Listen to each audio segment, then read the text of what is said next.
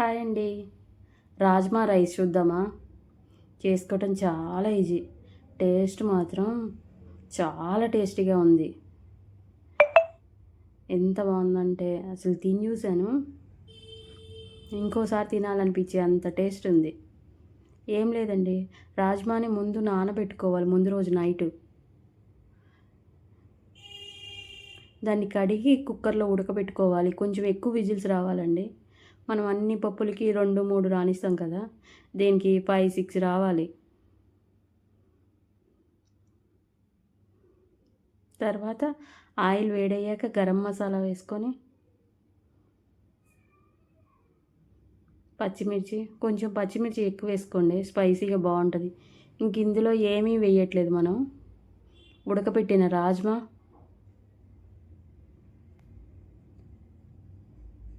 కొంచెం వేగనివ్వండి. తర్వాత అల్లం వెల్లిపాయ పేస్టు,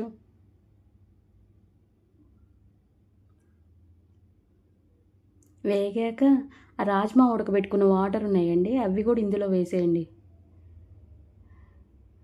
దాని తర్వాత 1కి 2 చొప్పున వాటర్ పోసేసి సాల్ట్ వేసుకొని,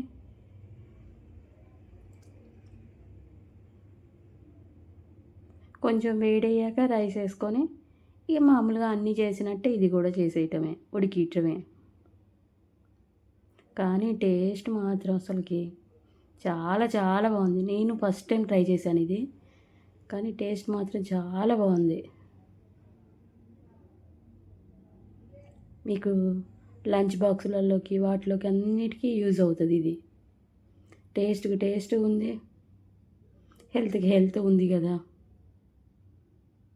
దీనికి రైతాతో సర్వ్ చేసేయండి.